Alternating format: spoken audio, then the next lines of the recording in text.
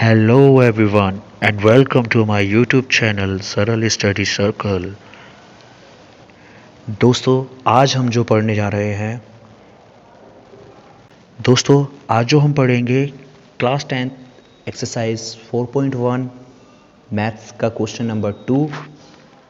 इससे पहले हमने क्वेश्चन नंबर 1 किया था हमारा लास्ट वीडियो में, तो उस वीडियो का पार्ट में उस वीडियो का लिंक मैं आपको डिस्क्रिप्शन में दे दूंगा, तो आप वहां से जाके उस वीडियो को देख सकते हैं। तो चलिए शुरू करते हैं आज की वीडियो को। दोस्तों सेकंड क्वेश्चन है हमारा, represent the following situation in the form of quadratic equations. हाँ, तो क्वाड्रेटिक इक्वेशन होती क्या है ये मैं ऑलरेडी आपको इससे पिछली वीडियो में बता चुका हूँ। तो जैसे कि मैंने आपको बताया था कि क्वाड्रेटिक इक्वेशन जो द्विघात समीकरण होता है उसको हम ax² plus bx plus c equals to 0, तो प्लस या माइनस वो साइन चेंज हो सकता है। तो द्विघात समीकरण मतलब क्वाड्रेटिक इक्वेशन का मतलब होता है हाईएस्ट पावर हमारी 2 होनी चाहिए।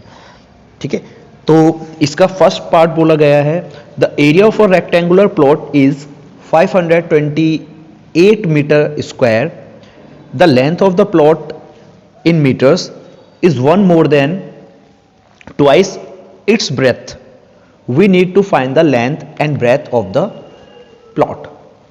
तो हमें क्या करना है, इनका इसमें एरिया दिया गया है हमें रेक्टेंगुलर प्लॉट का, तो 528 मीटर स्क्वायर, और लेंथ जो बोली गई है वो इसलिए बोला है कि 1 मीटर ज़्यादा है उसके चौड़ाई के दुगने से। तो हमें क्या करना है, उसकी लेंथ और ब्रेथ को फाइंड करना है प्लॉट की। तो हमें सिर्फ यहाँ पे इसकी इक्वेशन रिप्रेजेंट करना है क्वाड्रेटिक इक्वेशन में। चलिए शुरू करते हैं क्वेश्चन को। हम सबसे पहले लेट करेंगे, let the breadth is x metre. ठीक है, ब्रेथ को हम x मीटर लेट कर लेंगे, तो मतलब ब्रेथ ऑफ रेक्टेंगुलर प्लॉट जो होगी हमारी वो हम x लेट करेंगे। ओके, यहां तक कोई प्रॉब्लम नहीं होगी आपको, क्योंकि इसने बोला है कि लेंथ जो है डबल से एक एक्स्ट्रा है ब्रेथ के, तो हमने इसकी प्लॉट की जो ब्रेथ है उसको x मीटर रखा। देन इसके बाद में हम लेंथ रखेंगे। इसके बाद में लेंथ क्या होगी हमारी, लेंथ इक्वल्स टू 2x, मतलब length of the plot is 2x plus 1। ठीक है, मीटर होगी। ओके, अब एरिया ऑफ रेक्टेंगल क्या होता है हमारा, लेंथ इनटू ब्रेथ। ठीक है, तो एरिया ऑफ रेक्टेंगल, यहाँ पे एरिया ऑफ रेक्टेंगुलर प्लॉट लिखेंगे हम L इंटू ब्रेथ। L मतलब लेंथ होगी यहाँ पे, और B मतलब ब्रेथ। ठीक है, तो अब L इंटू ब्रेथ हमने फॉर्मूला रखा है, तो एरिया तो हमें ऑलरेडी इसने 528 मीटर स्क्वायर दे रखा है। ठीक है, तो हम क्या करेंगे कि जो इसकी लेंथ और ब्रेथ की मल्टीप्लाई आपस में कर देंगे, 2x plus 1 into x equals to 528। Okay, अब हम इस x की मल्टीप्लाई 2x में करेंगे, तो ये हमारा 2x स्क्वायर हो जाएगा। ओके, प्लस अब x की मल्टीप्लाई 1 में होगी तो सिंपल। अब ये 528 जो है दूसरी तरफ आ जाएगा तो माइनस का हो जाएगा, तो ये हमारी क्वाड्रेटिक इक्वेशन होगी, क्योंकि यहाँ पे पावर जो है हमारी हाईएस्ट पावर वो 2i है। तो यस, ये क्वाड्रेटिक इक्वेशन है और इसको हम क्वाड्रेटिक इक्वेशन में रिप्रेजेंट कर सकते हैं, which is the required quadratic equation. Okay, that's it. चलिए नेक्स्ट क्वेश्चन की तरफ को बढ़ते हैं हम। जो हमारा सेकंड क्वेश्चन का सेकंड पार्ट है, the product of two consecutive positive integers is 306, we need to find the integers. अच्छा, सबसे पहले हमें ये पता होना चाहिए कि इंटीजर्स होते क्या हैं। इंटीजर्स हमारी वो डिजिट होती है जो पॉजिटिव और नेगेटिव जो डिजिट होती है उनको हम इंटीजर्स बोलते हैं। तो कंसेक्यूटिव पॉजिटिव इंटीजर्स मतलब कि कंसेक्यूटिव मतलब लगातार आने वाले, पॉजिटिव मतलब प्लस वाले जो धनात्मक जो नंबर होंगे, धनात्मक पूर्णांकों को बोल रहा है वो। तो the product of two consecutive positive integers is 306। ठीक है, तो दो प्रोडक्ट मतलब दो कंसेक्यूटिव पॉजिटिव इंटीजर्स का जो प्रोडक्ट है वो 306 है। तो we need to find the integers, हमें वो इंटीजर्स फाइंड करने के लिए क्वाड्रेटिक इक्वेशन को हमें इसमें रिप्रेजेंट करना होगा। ठीक है, चलिए स्टार्ट करते हैं इस क्वेश्चन। चलिए स्टार्ट करते हैं इस क्वेश्चन को। सबसे पहले हम लेट करेंगे, let the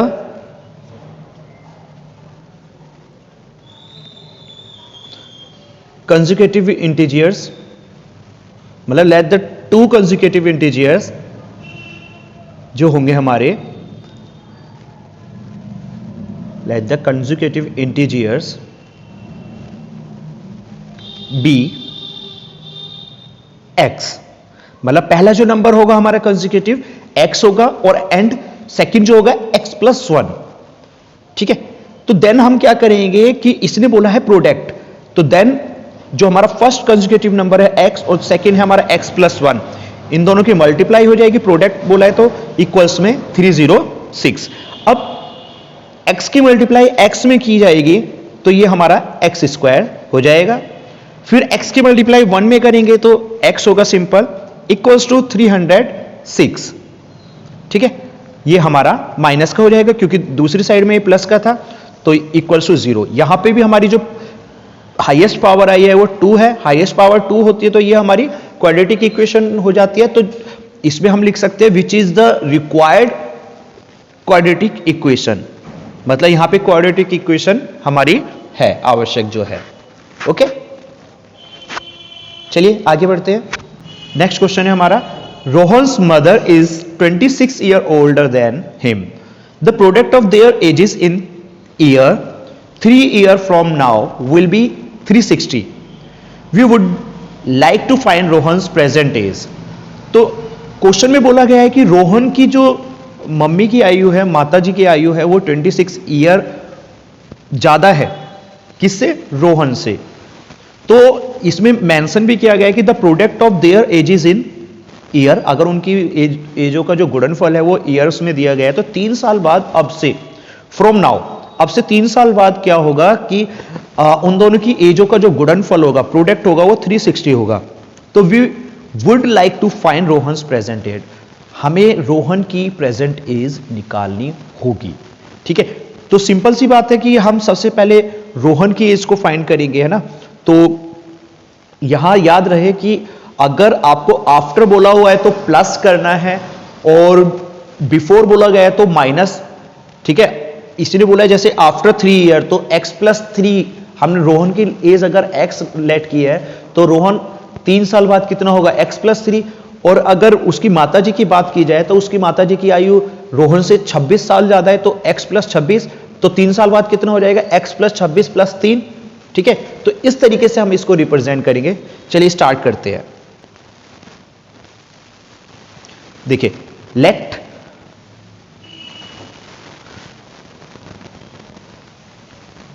the presence age of Rohan is x, हमने रोहन की जो प्रेजेंट एज है हमने उसको x ईयर में। ठीक है, तो रोहन्स मदर एज, तो रोहन मदर्स प्रेजेंट एज क्या होगी, x प्लस 26 ईयर। ठीक है, तो क्योंकि उसने ऑलरेडी बोला हुआ है कि रोहन की मम्मी की जो आयु है उसकी रोहन की आयु से 26 साल ज्यादा है, तो x प्लस 20 ईयर हो जाएगा, हम इसको y से रिप्रेजेंट कर सकते हैं ईयर्स को। ठीक है, तो आफ्टर 3 ईयर, उसने 3 साल बाद बोला है कि जो उनकी एज होगी वो क्या होगी, रोहन की एज क्या होगी। सबसे पहले हम रोहन की एज को लिखेंगे। अगर मैं आज x एज का हूं तो 3 साल बाद में क्या होगा, x प्लस 3, तो हम यहां पे रोहन्स एज क्या करेंगे 3 साल बाद में, x प्लस 3 हो जाएगा यहां पे। ठीक है, अब उसकी माताजी की आयु की बात करें, ठीक है, तो उसकी माताजी की आयु की बात करें तो उसकी माताजी की जो आयु होगी 3 साल बाद में, Rohan's mother's as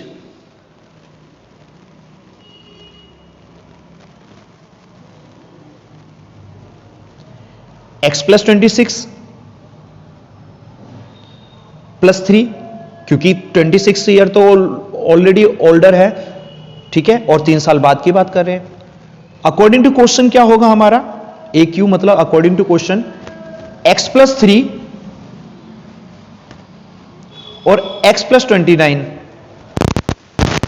equal to 360। अच्छा, हमने इन दोनों को ब्रैकेट में इनटू में क्यों लिया है, क्योंकि उसने ऑलरेडी मेंशन किया है कि इन दोनों की एज का प्रोडक्ट, तो हम इन दोनों की एज का प्रोडक्ट करेंगे तो x की मल्टीप्लाई x से इसके x प्लस 29 से करेंगे तो x का स्क्वायर और 29x आ जाएगा, प्लस अब ये 3x हो जाएगा हमारा, और 3 की मल्टीप्लाई 29 से करेंगे तो 87, और 360 हमारा माइनस में हो जाएगा क्योंकि ये दूसरी साइड में प्लस का है, ठीक है, इक्वल्स टू 0। ओके, तो एक्स स्क्वायर, ये हमारा एक्स स्क्वायर सेम रहेगा, और 29 और 3 को हम प्लस करेंगे तो 32 हो जाएगा, ठीक है, 32x, और 87 में से मतलब 87 को 360 में से माइनस करेंगे तो 273 और इक्वल्स टू 0। अब यहां पे हमारी जो पॉजिटिव पावर आई है 2, मतलब जो हाईएस्ट पावर है 2 है, तो ये क्वाड्रेटिक इक्वेशन बन जाएगी। अगर आपने हमारे चैनल को अभी तक सब्सक्राइब नहीं किया है तो चैनल को सब्सक्राइब भी कीजिए, ठीक है।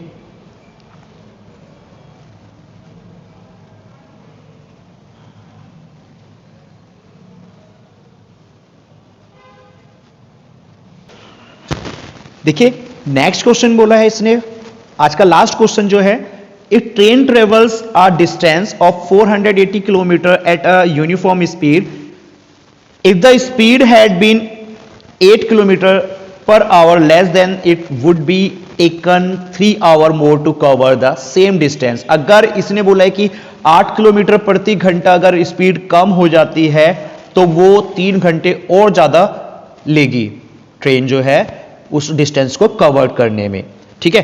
तो we need to find the speed of the train, हमें उस ट्रेन की स्पीड को फाइंड करना होगा। तो सबसे पहले तो हम इसमें speed of a train let करेंगे, ठीक है, जो टोटल डिस्टेंस होगा हमारा 480 दे रखा है इसमें, ठीक है। चलिए स्टार्ट करते हैं।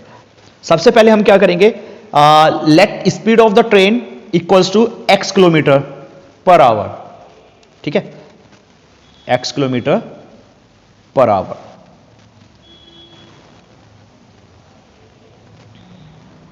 ठीक है, और टोटल डिस्टेंस ऑलरेडी हमें इसने 480 किलोमीटर इसने बोल रखा है, तो टाइम निकालेंगे हम सबसे पहले। इसमें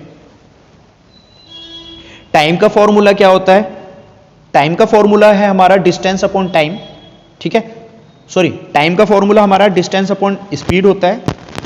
तो हम क्या करेंगे, 480 को x से डिवाइड करेंगे, तो हम यहां मेंशन कर देंगे अभी,